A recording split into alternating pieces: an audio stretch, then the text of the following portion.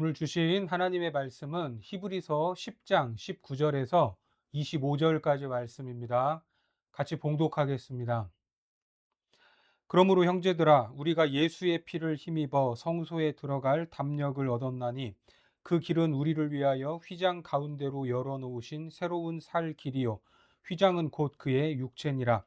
또 하나님의 집 다스리는 큰 제사장이 계심에 우리가 마음에 뿌림을 받아 악한 양심으로부터 벗어나고 몸은 맑은 물로 씻음을 받았으니 참 마음과 온전한 믿음으로 하나님께 나아가자. 또 약속하신 이는 미쁘시니 우리가 믿는 도리의 소망을 움직이지 말며 굳게 잡고 서로 돌아보아 사랑과 선행을 격려하며 모이기를 패하는 어떤 사람들의 습관과 같이 하지 말고 오직 권하여 그날이 가까움을 볼수록 더욱 그리하자. 오늘은 예수의 피로 열린 새로운 살 길이라는 제목으로 하나님 말씀 전하겠습니다. 오늘 본문은 그러므로 라는 말로 시작하고 있습니다. 그러므로 형제들아. 성경에서 그러므로 라는 말이 나오면 그 앞에 있는 내용을 살펴봐야죠. 뭔가를 말하고 결론을 내리는 말 아닙니까? 우리의 기억을 더듬어 보면 히브리서 기자가 지금까지 설명했던 것이 무엇입니까? 예수 그리스도가 누구신지, 그리고 그분이 우리를 위하여 어떤 일을 이루셨는지를 길게 설명해 왔습니다. 먼저 예수님은 구약의 모든 제사장보다 뛰어나신 영원한 대제사장이십니다. 예수님은 짐승의 피가 아니라 자신의 피를 흘리셨고 반복하여 드려야 하는 제사가 아니라 단번에 영원한 제사를 완성하셨습니다. 그 결과 죄인이 하나님께 나아갈 수 있는 길이 열리게 된 것입니다. 생각이 나시죠? 그러므로 이제는 어떻게 살아야 하는가? 오늘 본문에서 우리에게 세 가지를 권면하고 있는데, 첫 번째는 마음과 온전한 믿음으로 하나님께 나아가자라는 것이고, 두 번째는 믿는 도리의 소망을 굳게 잡자라는 겁니다. 그리고 세 번째는 서로 돌아보아 사랑과 선행을 격려하자고 말합니다. 이 세 가지 권면은 서로 떨어져 있지 않습니다.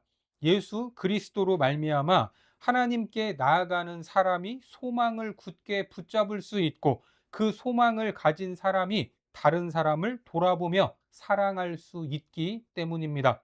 자, 먼저 22절 말씀에 보면 우리가 마음에 뿌림을 받아 악한 양심으로부터 벗어나고 몸은 맑은 물로 씻음을 받았으니 참 마음과 온전한 믿음으로 하나님께 나아가자.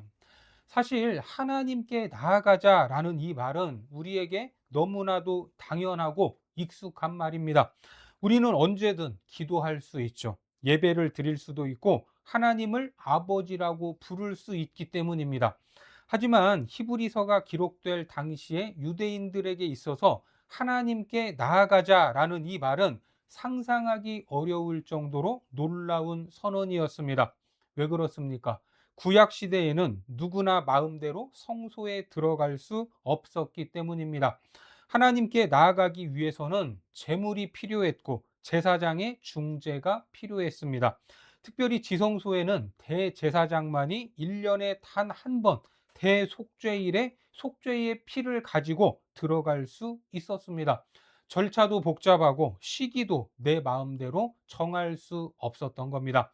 그리고 성소와 지성소 사이에는 두꺼운 휘장이 가로막고 있었는데, 그 휘장은 죄인인 우리가 거룩하신 하나님께 마음대로 나아갈 수 없다라는 사실을 보여주는 것이기도 합니다. 그런데 본문에서는 무엇이라고 선언합니까? 19절 말씀해 보니까 그러므로 형제들아 우리가 예수의 피를 힘입어 성소에 들어갈 담력을 얻었나니, 이제는 누구든지 하나님께 나아갈 수 있게 되었다라는 말입니다. 우리의 신분이나 공로 때문이 아니죠. 우리가 다른 사람보다 선하거나 경건해서도 아닙니다. 오직 예수의 피를 힘입어 나아갈 수 있게 되었다는 선언입니다. 그래서 그 길을 이렇게 설명하고 있습니다. 20절에 보니까 그 길은 우리를 위하여 휘장 가운데로 열어 놓으신 새로운 살 길이요 휘장은 곧 그의 육체니라. 여기에 휘장 가운데 열어놓으신 새로운 살길이다라고 말하는데 그 휘장이 예수님의 육체다라고 합니다. 실제로 예수님께서 십자가 위에서 죽으실 때 성전의 휘장이 위에서부터 아래까지 찢어졌습니다. 마가복음 15장 말씀에 예수께서 큰 소리를 지르시고 숨지시느니라. 이에 성소 휘장이 위로부터 아래까지 찢어져 둘이 되니라. 사람이 위에서부터 아래까지 찢을 수 없습니다. 하나님께서 위에서부터 찢으셨던 것입니다. 하나님께서 친히 막혀 있던 길을 열어주셨다라는 뜻입니다. 이처럼 예수님께서 자신의 몸을 내어주심으로 우리가 하나님께 나아갈 수 있는 새로운 살 길을 열어 놓으셨습니다. 예수님의 육체가 찢기고 피를 흘리셨기 때문에 하나님과 우리 사이를 가로막고 있던 죄의 장벽이 무너졌던 겁니다. 그러니까 기독교 신앙의 핵심은 우리가 힘을 쓰고 애를 써서 하나님께 찾아가는 것이 아니라 우리가 하나님을 찾기도 전에 하나님께서 먼저 우리를 찾아오셨고 우리가 하나님께 관심을 두기도 전에 하나님께서 우리에게 관심을 가지셨다라는 사실입니다. 로마서 5장 8절 말씀에 우리가 아직 죄인 되었을 때에 그리스도께서 우리를 위하여 죽으심으로 하나님께서 우리에 대한 자기의 사랑을 확증하셨느니라. 어떻습니까? 우리가 회개한 후가 아니죠. 교회에 나와서 무릎을 꿇은 후도 아닙니다. 여전히 세상에서 죄를 짓고 살아갈 때 우리를 향한 하나님의 사랑이 확증되었던 것입니다. 우리가 하나님을 사랑했기 때문에 십자가가 세워진 것이 아니라 하나님께서 먼저 우리를 사랑하셨기 때문에 십자가를 세우신 겁니다. 우리가 하나님께 나아갈 길을 만들지 못하고 만들 수도 찾을 수도 없기 때문에 하나님의 아들이 친히 그 길이 되어 주셨습니다.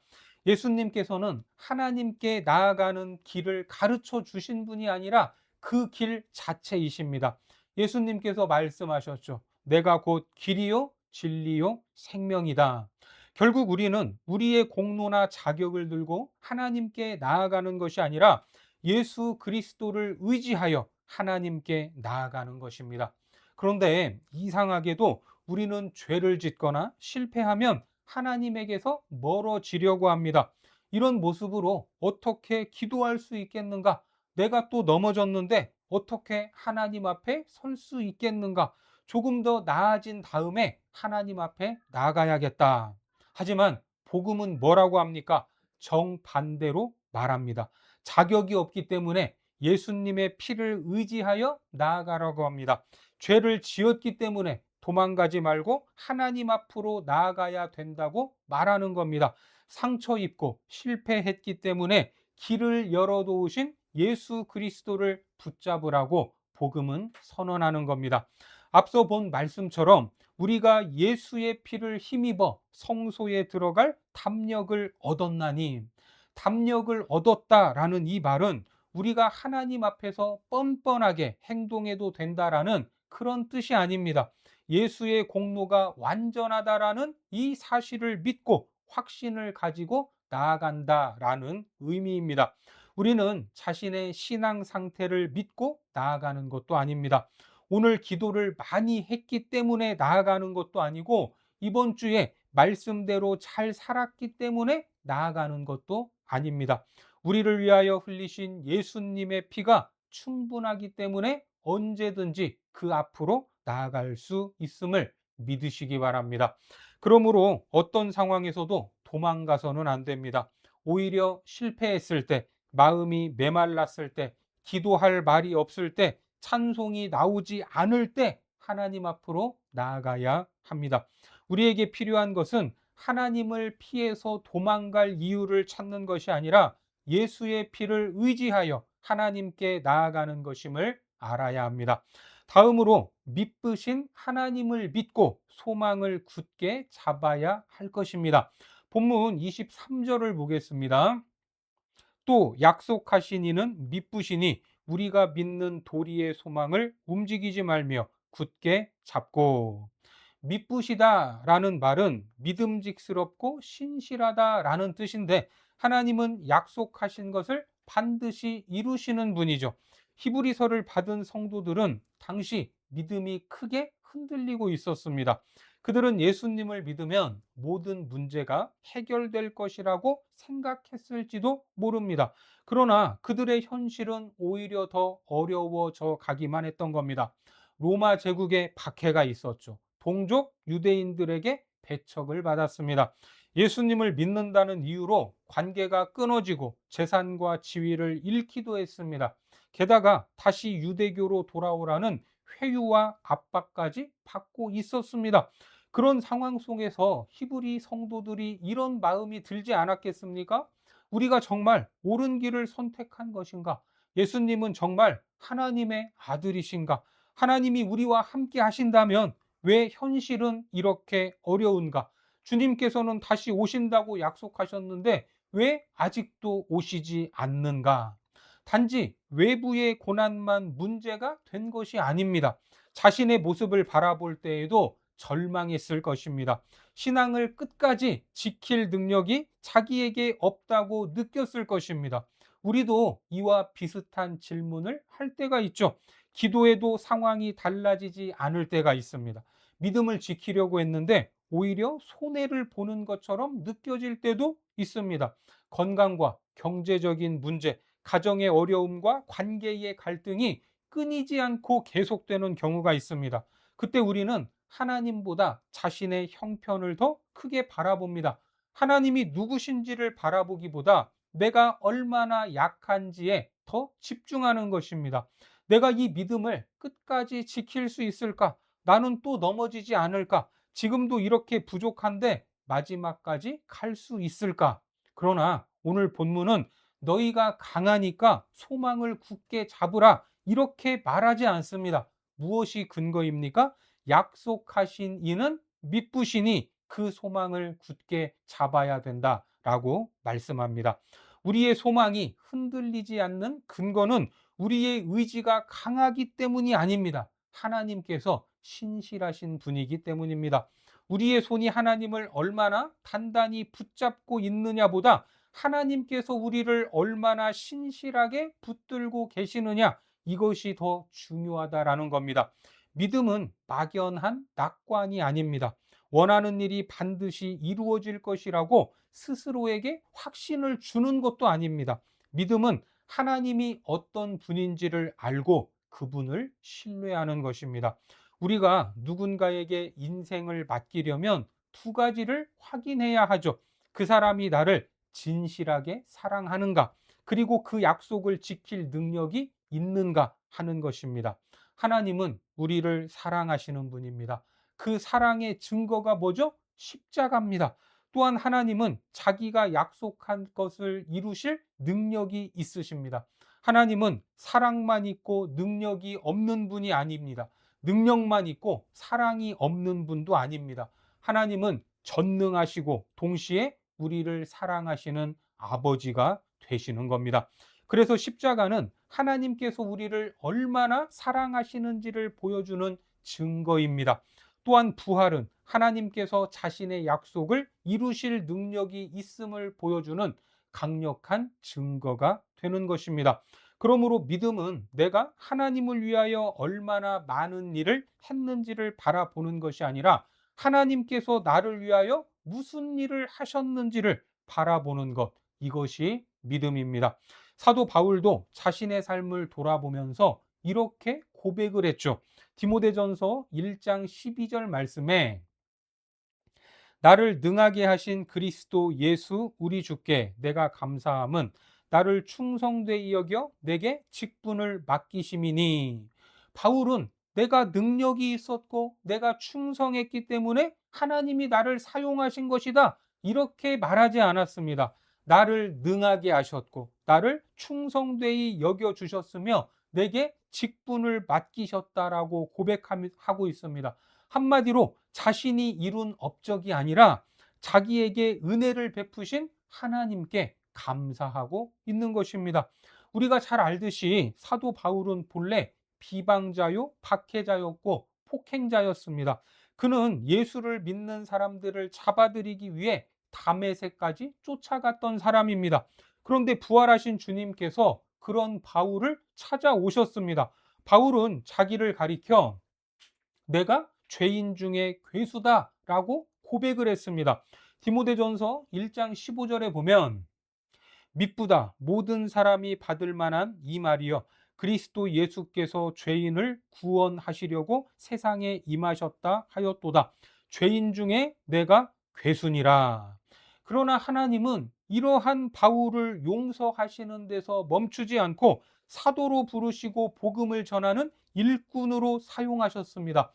바울의 인생을 보면 얼마나 위대하고 존경할 만한 분입니까? 하지만 그렇게 되기까지 하나님이 얼마나 오래 참아주셨고 얼마나 큰 은혜를 베푸셨으며 얼마나 신실하신 그런 분인지를 알 수 있는 것입니다. 하나님은 죄인 중에 괴수였던 바울을 끝까지 포기하지 않으셨던 겁니다. 그렇다면 하나님께서 그리스도 안에서 부르신 우리를 쉽게 포기하시겠습니까? 절대로 놓지 않으십니다. 따라서 우리가 붙들어야 할 것은 나의 가능성이 아닙니다. 나 자신을 바라보면 낙심할 수밖에 없습니다. 어제 결심했던 것을 오늘 어기고 은혜를 받고도 쉽게 흔들리는 것이 우리의 모습이기 때문입니다. 그러나 우리의 구원은 하루에도 몇 번씩 변하는 우리의 마음과 감정에 달려 있는 것이 아니라 약속하신 하나님의 신실하심에 달려 있습니다. 그래서 우리가 믿는 도리의 소망을 움직이지 말며 굳게 잡고 이것을 잡아야 하는 겁니다. 믿는 도리는 우리가 고백하는 신앙으로 예수님이 하나님의 아들이시며 우리 죄를 대신하여 죽으시고 부활하신 구주이심을 고백하는 것입니다. 하지만 한번 고백하는 것과 그 고백을 끝까지 붙잡고 있는 것은 다릅니다. 믿음의 길에는 고난도 있고 유혹도 있습니다. 기도가 응답되지 않는 것처럼 보이는 긴 시간도 있고 하나님께서 침묵하시는 것처럼 느껴지는 시간도 있습니다. 그때 우리의 고백을 붙들어 주는 것은 하나님의 성품입니다. 약속하신 것을 지키시고 거짓이 없으신 하나님, 구원의 역사를 포기하지 않고 끝까지 이끌어 가시는 하나님만 바라보시기 바랍니다. 십자가와 하나님께서 이미 행하신 일과 베풀어 주신 은혜를 돌아보면서 이렇게 고백해야 합니다. 나는 약하지만 하나님은 신실하십니다. 나는 흔들리지만 하나님의 약속은 흔들리지 않습니다. 나는 나를 믿을 수 없지만 예수 그리스도는 믿을 수 있습니다. 이것이 우리의 소망을 굳게 잡는 믿음인 것입니다. 마지막으로 서로 돌아보아 사랑과 선행을 격려하라 이렇게 권면하고 있습니다. 24절 말씀에 서로 돌아보아 사랑과 선행을 격려하며 예수의 피를 힘입어 하나님께 나아가는 사람은 혼자서 신앙생활을 하는 것이 아닙니다. 하나님께 나아가라 하는 권면은 곧 서로 돌아보라 하는 권면까지 이어지는데 돌아본다라는 것은 다른 사람의 형편에 관심을 기울인다라는 뜻이죠. 누가 힘들어하는지, 누가 믿음에서 흔들리고 있는지, 누가 낙심해서 공동체에서 멀어지고 있는지를 살피는 것입니다. 우리는 흔히 교회에 모이는 것을 개인적인 선택 정도로 생각하기 쉽습니다. 시간이 되면 참석하고 피곤하면 쉬고 마음에 맞지 않으면 떠날 수도 있다고 여깁니다. 그러나 히브리서의 성도들에게 모임은 믿음을 지키기 위한 생명줄과 같았습니다.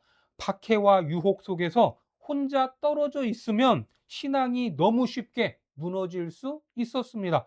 그래서 히브리서 기자는 모이기를 포기하지 말라 이렇게 서로 권면하라고 말합니다.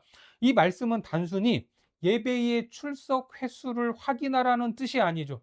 교회 공동체를 통하여 서로의 믿음을 지켜내라라는 말입니다. 신앙은 혼자만의 결심으로 완주하기 어렵습니다. 내가 낙심할 때 누군가 나를 붙잡아 주면 얼마나 큰 힘이 됩니까? 내가 하나님의 약속을 잊었을 때 누군가 다시 복음을 들려주면 나는 다시 일어설 힘을 얻게 되는 겁니다. 반대로 다른 사람이 넘어질 때 내가 그 사람의 곁을 지켜줘야 합니다. 요즘 왜 안 나와요? 이렇게 책망하기보다는 무슨 어려움이 있습니까? 라고 물을 수 있어야 합니다.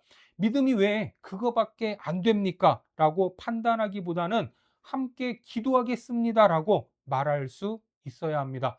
정신 차리고 똑바로 잘 믿으세요. 라고 지적하기보다는 하나님께서 당신을 사랑하시고 당신을 포기하지 않는다고 말해줘야 합니다. 사랑과 선행은 억지로 짜내는 것이 아닙니다. 하나님께 받은 사랑이 우리 안에서 흘러 넘치는 것입니다. 우리는 사랑받기 위해 사랑하는 것이 아닙니다. 이미 사랑을 받았기 때문에 사랑할 수 있는 자들입니다. 구원받기 위해 선행하는 것이 아니죠. 이미 은혜로 구원을 받았기 때문에 구원받은 자의 삶에 합당한 모습으로 선한 일을 행하는 것입니다. 우리의 사랑은 의무감에서 나오는 것이 아니라 하나님의 은혜를 받은 자의 넘침이어야 합니다. 하나님께서 죄인이었던 나를 오래 참으셨다면 나도 다른 사람을 오래 참아야 합니다.